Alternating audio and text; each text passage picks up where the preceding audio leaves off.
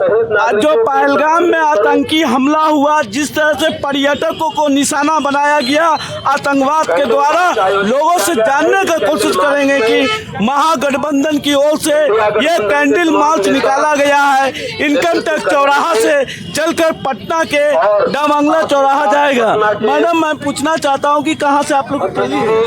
हम लोग चले इनकम टैक्स नंबर से और ये डाकबंगला चौराहा पे जाकर ये खत्म होगी। तो जो इस आतंकी घटना में जो हमारे भाई शहीद हुए, उन आतंकवादियों को क्या सजा देनी चाहिए सरकार को? सजा मौत के बदला मौत, और क्या होनी चाहिए? जिनकी गोद उजड़ गई, जिनका सुहाग उजड़ गया, जो बच्चे अनाथ हो गए, वो उनकी भरपाई कैसे होगी? क्या किया जाएगा उनके लिए?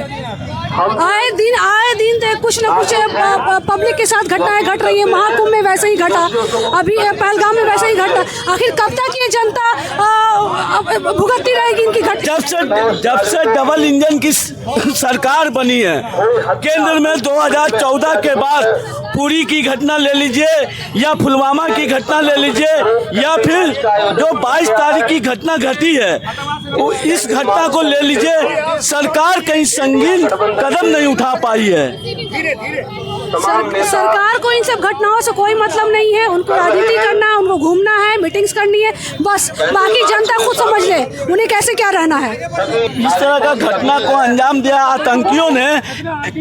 एक तरफ पुलवामा की घटना हो जाती है, इस पर केंद्र सरकार आज तक पुलवामा घटना की रिपोर्ट नहीं आ पाई और दूसरा घटना हो जाता है। ये बहुत शर्मनाक घटना है और ये पूरी तरह जिम्मेदारी मोदी सरकार की है। 19 तारीख को मोदी सरकार जाने वाले थे, प्रधानमंत्री वहाँ 19 तारीख को, और वो अचानक अपना दौरा रद्द करते हैं। हम ये जानना चाहते हैं कि आखिर वो कौन सी बात हुई कि उन्हें रद्द करना पड़ा। और वो जो देश को कहते रहे हैं कि वो आतंकवाद का खात्मा करते हैं, तो उनके कार्यकाल में सबसे ज़्यादा आतंकवाद की घटनाएं हुई है।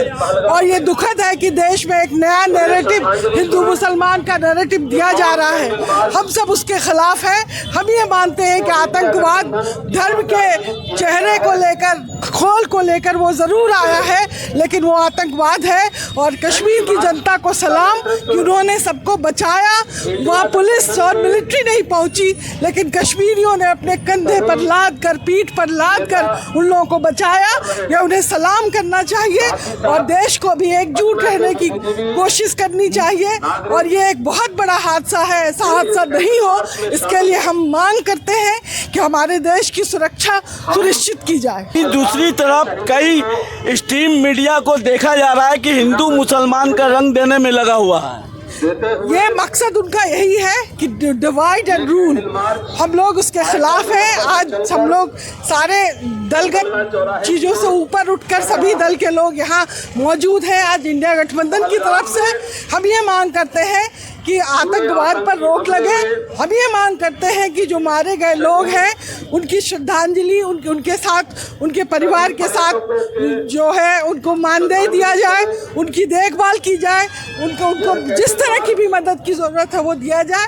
हम सब दुखी हैं। ये बहुत बड़ा हादसा है और ऐसा हादसा नहीं हो, इसकी मांग हम कर रहे हैं। और ये पूरी तरह जिम्मेदारी मोदी सरकार की है, गृह मंत्री की है कि हमारे यहाँ पुलवामा में इस तरह की घटना पहले भी हुई थी और आज इस तरह की घटना हुई है, बहुत शर्मनाक। चलिए, दूसरी तरफ मैं जानने का कोशिश करेंगे कि जिस तरह से घटना को अंजाम दिया गया आतंकवादियों द्वारा, उसके बाद कहीं ना कहीं केंद्र सरकार कल चुनाव प्रचार करते मधुबनी में देखा गया माननीय प्रधानमंत्री को एक तरफ श्रद्धांजलि भी देते हैं, दूसरे तरफ नीतीश और मोदी जुगलबंदी करके हंसते भी है। ये कहाँ तक सही है, हम बिहार की जनता से जानना चाहते हैं। देखिए, पहली बात कि मोदी जो हैं, जिनको आप हम लोग प्रधानमंत्री समझते हैं, वो प्रधानमंत्री है नहीं, वो गिद्ध है जो कि लहास और खून की प्यासी है। वो अपनी जनता का खून और लहास से वो अपना राजनीति खेल रहे हैं। वो राजनीति खेल रहे हैं, उनको बस लहास चाहिए राजनीति करने के लिए। चाहे पुलवामा हो, चाहे पहलगाम हो, 400 RDX कहाँ से आता है अभी तक पता नहीं चलता इनको। पुलवामा की घटना का जांच पूरा नहीं हुआ, ये तीसरी घटना चला आता है सामने मैडम। तो यही तो हम लोग का सवाल है ना कि ये करवाया ही जा रहा है, ये प्रयोग क्या हुआ है। ये आराम से 3 दिन पहले उनका यात्रा था कश्मीर की तरफ, लेकिन वो नहीं गए। अब बात है कि जब सरकार में आप इतना बड़ा देश इस विपत्ति में है, ये बात को उनको शर्म को त्याग के वो रैलियां कर रहे हैं। वो दिल्ली में नहीं भाषण दिए, वो कश्मीर नहीं गए, वो पहलगाम नहीं गए, वो बिहार आए। कहे यहाँ का BSNL ज़्यादा फास्ट काम करता है क्या? वो आपदा में अवसर ढूंढने की कोशिश, निहायती गिरा हुआ इंसान है, अब उसने इंसानियत बचा नहीं। और वो मीटिंग में आके हंसते हैं, जनता को संबोधित करते हैं और हंसते हैं हरा झंडा। जैसे चाइना पे हमारे 20 जवान गलवान में मर गए थे, गलवान घाटी में, और चाइना का टिकटॉक बैन करके वो नाटक कर रहे थे कि हम लोग चाइना से बदला ले रहे हैं। ठीक उसी प्रकार आज भी वो बदला लेंगे। और ये कोई आतंकवादी हमला नहीं है। अगर आतंकवादी हमला होता तो वहाँ जवान होते। आप बहुत बड़ा आरोप लगा रही हैं केंद्र सरकार। ये आरोप नहीं है, ये सच है। ये आप ही बताइए ना, आज तक पुलवामा का पता चला 400 साढ़े 400 किलो RDX कहाँ से आता है? आप एक पिन लेके नहीं चढ़ सकते हैं गाड़ी पे, आप एक माचिस लेके नहीं चढ़ सकते, उतना बड़ा सामान आप रास्ते पे फोर्स होता है। फिर कैसे पहुंचते हैं ऐसे लोग इतने बड़े हथियार लेके? ये सरकार की विफलता है। और ये वो उस वक्त कहते थे कि सरकार को लाल आंखें नहीं दिखाते, आज मुजरा कर रहे हैं लोग संसद में बैठ के। किस बात की कमी है? ये 3 साल से सैनिकों को ये भर्ती नहीं लेने दे रहे। ये सरकार, ये पूरा से प्रयोजन है। जिस तरह से आतंकी हमला होता है उस पर माननीय प्रधानमंत्री जी बिहार आकर चुनावी सभा करने में लगे रहते हैं। इस पे बिल्कुल इस घटना पे राजनीति बिल्कुल नहीं होगी। ये उनका अपना ये है कि वो किस तरह से इस चीज़ को लेते हैं। लेकिन हम पूरा हिंदुस्तान का विपक्ष कांग्रेस पार्टी आदरणीय श्री राहुल गांधी जी, हम लोग सब बहुत दुखी हैं। और इस दुख में पूरा देश प्रधानमंत्री जी से उम्मीद कर रहा है कि वो कुछ करें। जो शहीद हुए वो हिंदुस्तानी थे। हम लोग सिर्फ हिंदुस्तानियत को जानते हैं। और जिन्होंने ये हरकत करी है उनका कोई मजहब नहीं होता, इंसानियत नहीं होती, वो दरिंदगी के शिकार होते हैं। दूसरी तरफ देखने को मिलेगा मैडम, 2014 के बाद पूरी की घटना हो या 22 तारीख की घटना हो, ये तमाम घटना हो जाता है। ना रक्षा मंत्री का नींद टूट पाता है, ना हमारे गृह मंत्री का नींद टूट पाता है, और ना हमारे प्रधानमंत्री का। ये सरासर IB का और गृह मंत्रालय का फेलियर है। हमारे फौज को अभी आधुनिक हथियारों से लेस होना चाहिए। तो हमारे फौज की कटौती हो रही है, उनकी बजट में कटौती हो रही है। करीब हजारों लाखों पद खाली है जिस पे बहाली नहीं हो रही है। तो ये सब सुरक्षा के साथ, देश की सुरक्षा के साथ खिलवाड़ हो रहा है, जिसपे हम उनको गंभीर मामले के लिए एक चाहते हैं कि गृह मंत्री जी इसकी जिम्मेदारी ले और जो उचित कार्रवाई हो इस पे करें। चलिए, आपका क्या नाम हुआ मैम? सरवत जहान फातिमा, बिहार प्रदेश महिला कांग्रेस अध्यक्ष। चलिए, कांग्रेस पार्टी से थी सरवत जहां, इन्होंने अपनी दर्द व्यक्त कर रही थी पार्टी की ओर से।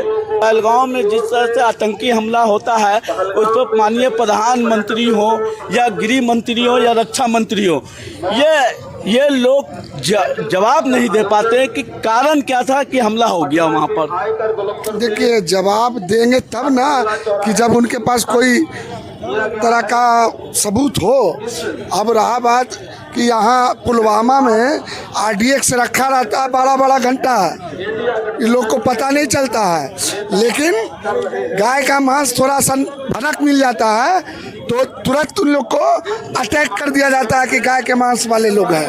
तो ये सरकार हमेशा साजिश का हिस्सा रहा है और इस तरह का सुनियोजित साजिश का कर करके इस तरह की घटना को अंजाम देते हैं ताकि लोग में इस तरह का मैसेज जाए कि मुसलमान के खिलाफ और फलना के खिलाफ, ताकि इस तरह का माहौल बने कि हमारा वोट बैंक इकट्ठा रहे। चलिए, दूसरी तरफ जानने का कोशिश करेंगे कि जिस तरह से आतंकवादी गतिविधि बढ़ा है जब से डबल इंजन की सरकार आई है, जब से मोदी सरकार आई है, लोगों से जानने का कोशिश करेंगे। जब से 2014 के बाद से लगातार हमारे देशों पर जिस तरह से आतंकवाद का खात्मा करने के लिए सरकार आई थी, कहीं ना कहीं लग रहा है कि आतंकवाद को बढ़ावा देने के लिए भी आ गई है। देखिए ये तो मोदी जी सोचे, मोदी जी कहें, पूरे हिंदुस्तान की जनता मोदी जी की तरफ आंख उठा के देख रही है। मोदी जी से सवाल कर रही है कि आप एक्शन कब ले रहे हैं। हर पार्टी के लोग, चाहे वो आरजेडी पार्टी हो, कांग्रेस पार्टी हो,